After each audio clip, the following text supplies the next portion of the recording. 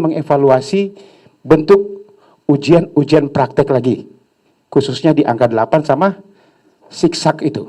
Apakah masih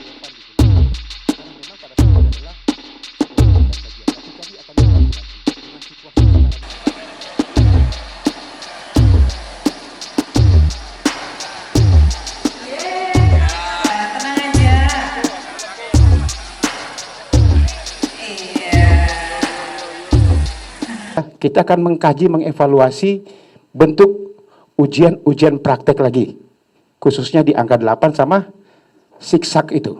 Apakah masih relevan digunakan? Karena memang pada saat itu adalah sudah berdasarkan kajian. Tapi kami akan mengkaji lagi dengan situasi sekarang ini. Untuk bagaimana, karena saya tahu, beliau sampaikan adalah tujuannya untuk bagaimana memudahkan masyarakat. Tetapi tidak lari daripada aspek keselamatan. Saya Valentina Sitorus. Saksikan program-program Kompas TV melalui siaran digital, pay TV, dan media streaming lainnya. Kompas TV, independen, terpercaya.